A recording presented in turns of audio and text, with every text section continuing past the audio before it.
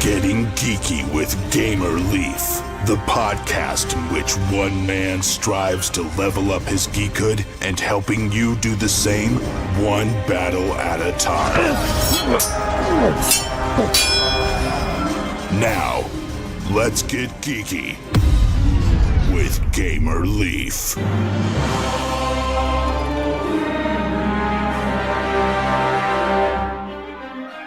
The sun rose with a quiet fanfare of color bleeding across the horizon. The elders stood by the gate, each with a bared head as the heroes filed past. It had been nice of the elders to see them off, Ghille thought as he led the way through the gate. But it would have been even nicer had they rounded up some extra hands, or maybe donated an enchanted bauble or two to the cause. Or breakfast. A piping hot breakfast would have been nice. As it was, he expected things to go as they had the last time they'd been foolhardy enough to choose the life of a hero over the quiet, mundane world of an ordinary gearlock. They'd leave, kill some monsters, explode things that needed exploding, find some pretty loot, and come home to a nice feast. Hopefully this time the Ebon would take the hint and leave everyone else to their own business. Farewell, the eldest of the elders raised an arm in benediction. May your journey be safe, your loot plentiful, and your enemies ripe for smiting. Ghille blinked at the last part, but decided to let it go. The path of the hero was plumb full of critters that needed a good smiting. The 5 heroes all stood toe-to-toe on this side of the gate. Obendar had never been so beautiful, and they all aimed to keep it that way. Ready? Ghille asked. Ready, they all replied as one. Then they stepped past the outer bounds of Obendar, through the gate, and out into the wider world of Daylor. Hardly out the gate, 15 steps into the journey. 15 steps, and already a gearlock boot is struck through by an arrow. Luckily, no toes were killed. Teeth are clenched, and a painful tug is made while looking around in embarrassment. Yow! Now sufficiently ticked, it's time to return the favor to the ominous figures at the edge of the woods. A commotion breaks out atop the city wall, interrupting all thoughts. Guards have now spotted the brazen intruders, and are notching their arrows. Their help is at the ready. Like it or not, this adventure is underway. Well, team, we have a choice to make. Ghille looked around. The faces of his comrades were tight and grim, but there was a light shining in their eyes that hadn't been there before. We're still close enough to hell the guards on the wall, or we could always just take care of this problem ourselves, so what'll it be? My bots should be able to handle things nicely, Tink said, patting the top of his pack where he'd packed away his beloved bots. The baddies have no business being this close to Obendar, Tantrum said, a rosy glow burnishing his cheeks. He narrowed his eyes and cracked his knuckles. We should teach them a lesson. Boomer had a manic grin on her face. You mean we can start making things go boom? Already. Let's go! Feeling confident, Ghille added his vote. Our previous adventure has honed our abilities. I think we can take these baddies with no problem. Nugget, meanwhile, pinched the bridge of her nose as if to stave off a headache. Why was it that she was the only reasonable one? And why did none of them ever listen? We've only just all got patched up as it is. She gestured to the wall where the silhouettes of the guards could be seen against the brightening sky. We've got access to extra help. Why not make use of it? When they all looked at her like she was a few gears short of a gearlock, she just sighed. Out of all the groups she joined, she just had to have picked the one that couldn't see reason if it bit them. The siren lure of loot or extra training points was too great for most gearlocks to ignore. To battle it is, then, Ghille said, grinning.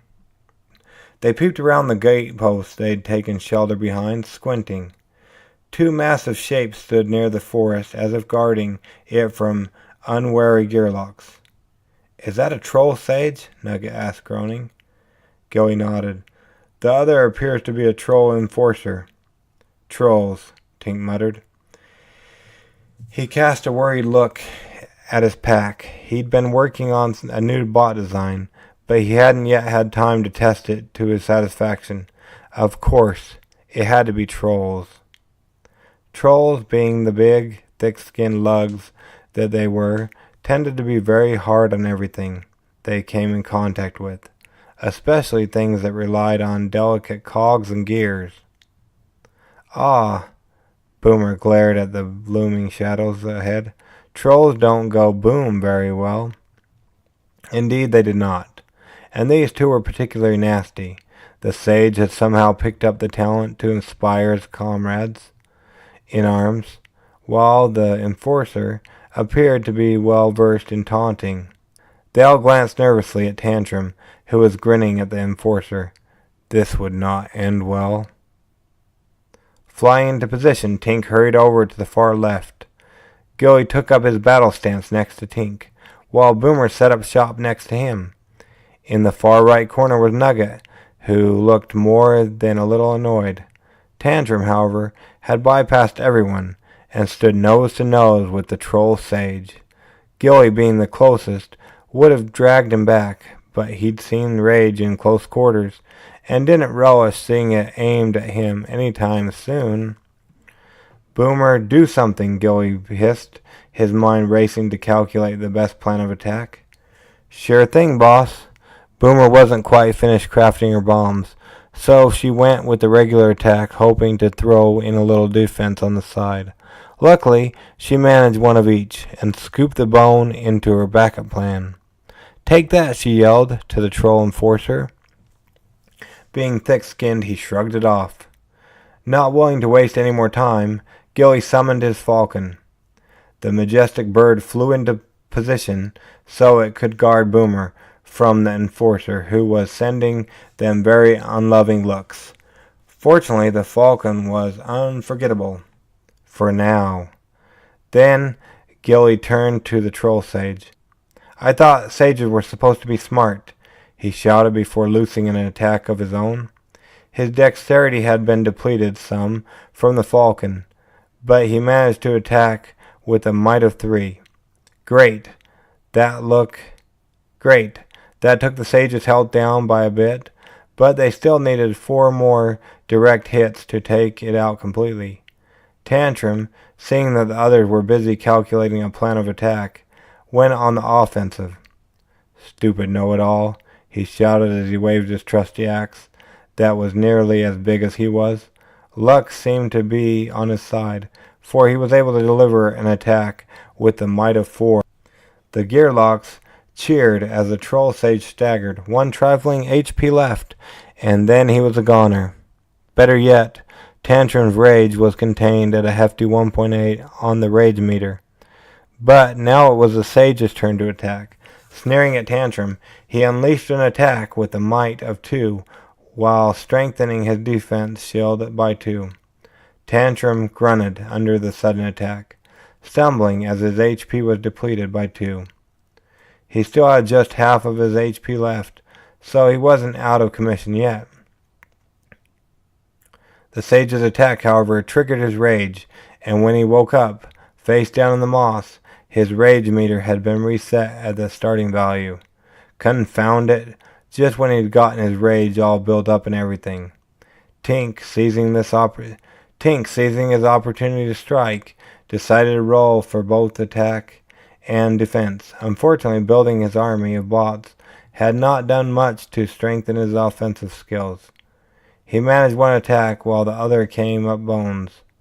But the trolls, being thick-skinned fellows that they were, his attack bounced off their stony hide.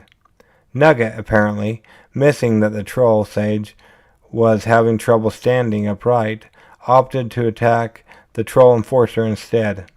She managed a sweet 2 attack, and 1 defense combination, leaving the Enforcer rubbing the sore spot on his arm where she'd hit him. The Troll Enforcer, more irritated than angry, decided to target the nasty little creature that had thrown something at it. He shook out his stinging arm and narrowed his focus. He moved 2 spaces until he stood in front of the little vermin. He must have been distracted, because his defense shield didn't spring up, but he managed to attack with the might of 3. Nugget was nearly bowled over when the attack came, but she bounced back up. Her ears were ringing and everything hurt, but she still had just over half her health left. Now that things were heating up, Boomer recycled her backup plan. She was aiming for a 2-attack, 1 defense combo, but to her surprise, she attacked the Enforcer with the might of 3, and her defensive shield glowed dimly. It would only turn away 1 point of damage, but sometimes that was the difference between survival and defeat. The Enforcer was gasping for air now that his health had sunk down to 2 out of 5. Ghille, sensing the moment was right, went for the Sage. Because his attention was divided between the Sage and his Falcon, he only managed a weak attack that the Sage shrugged off. His Falcon, however, noting the Troll Enforcer's distress, chose that moment to dive bomb him. With a flash of talons and gleam of a hooked beak, the Falcon managed to finish off the Troll Enforcer. Tantrum, mostly recovered from the unexpected triggering of his rage, went for the Troll Sage. He swung his mighty axe. Once, twice. On the 3rd swing, the Troll Sage collapsed, utterly defeated. The Gearlocks glanced at each other with wide eyes and dirt-smudged grins. They'd done it. They'd taken down both the Troll Sage and Enforcer, with all of them reasonably intact. Their injuries, while irksome, would heal. Although Ghille pondered as he thanked his Falcon, they'd heal a lot faster if they could have convinced a healer to come with them. Ah well, you win some, you lose some. And in this case, they'd all won big. Right, Nugget said, tying off the bandage around her arm. Time to divide the spoils. There was a distressing lack of loot on both the Sage and the Enforcer, so they'd have to use this as an opportunity to grow stronger. Somewhere down the line, they'd come across bigger and meaner baddies, and they needed to be ready. Also, the bigger the baddie, the greater the chance of some sweet, sweet loot. Tantrum, now that the battle was over, decided to buff up his defensive shield. He was still new to this whole defensive thing, but he managed to increase it from nothing into a pale shimmer of a shield that would protect him from a single attack. He also decided to invest in the like of Worm skill, number 5. It was then that he noticed a small package by his feet. What was this? Utility parts? He tucked it away for later.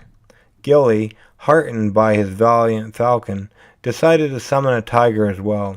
He also put in a little training and managed to boost the might of his attack from 2 to 3. He collapsed in a happy state, nearly knocking over a steaming bowl that appeared as if by magic at his feet. "Battle stew?" he said, scratching his head. What good was stew on the battlefield? Tink hummed happily to himself as he upgraded his bots. Now that he'd tested his new design, he managed to put a Spider-Bot 2.0 along with a Build 2.0. Not long now, and his army of bots would be invincible. Huh? What's this? A crinkled bit of parchment was tucked under his newest Spider-Bot. He tucked the bot leveling away. The parchment turned out to be a treasure map of some sort. He tucked that away too, lest Nugget catch sight of it and insist they drop everything to grab some treasure. Speaking of Nugget, she was more than a little irritated that she hadn't been able to hit those trolls harder than she had. Consequently, she trained up her attack from 2 to 3 and acquired her Wildborn skill. She was looking to the future, and while Wildborn wouldn't be much use at the moment, it led to greater things. She went through the troll enforcer's pockets one last time and managed to find a pitiful little piece of loot.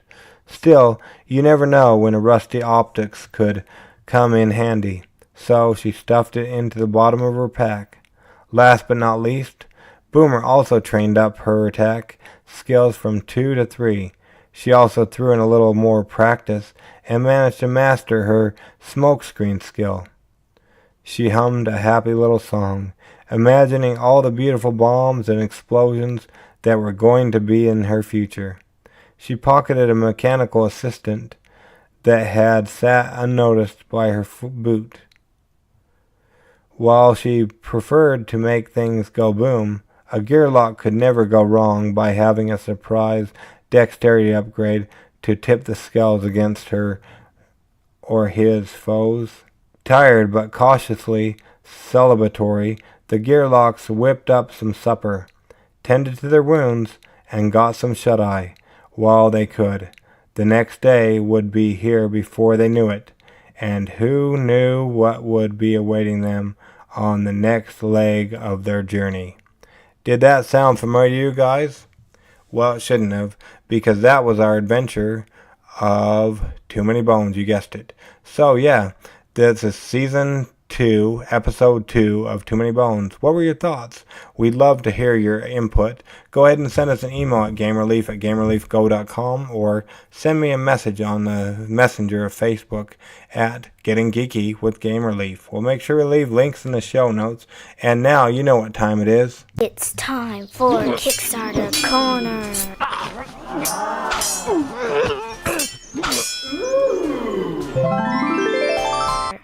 To begin now.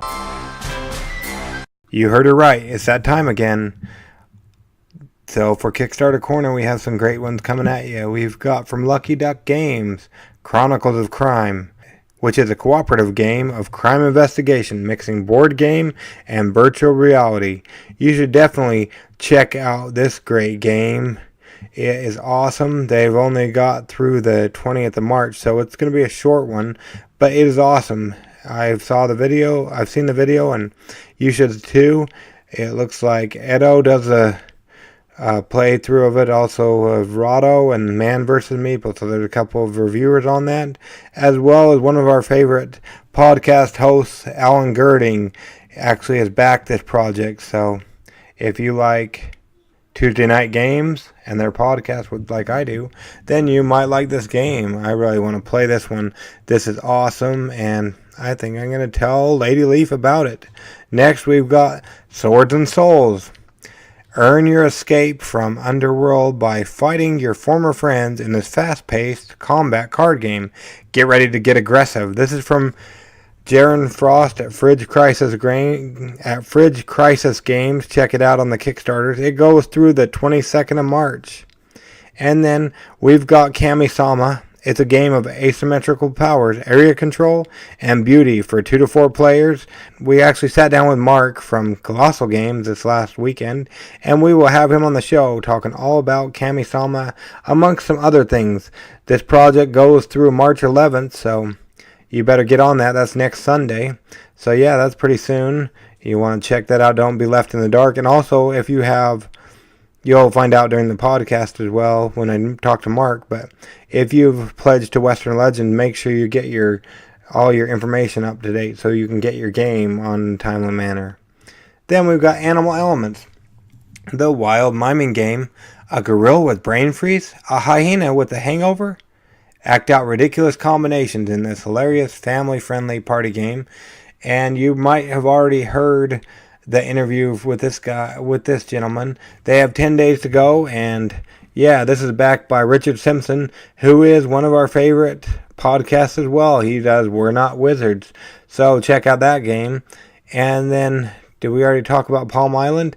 Well, either way, you'll maybe hear about it again, and I don't think we did. So here you go, Palm Island. It's a portable card game.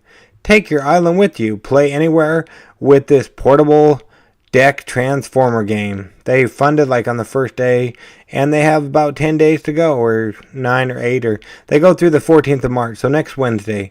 So definitely check it out, and you can get this little, I guess it would be a portable card game for your collection. And now, you know what time it is?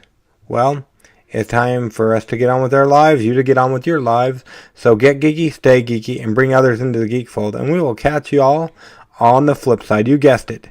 Gamer Leaf out.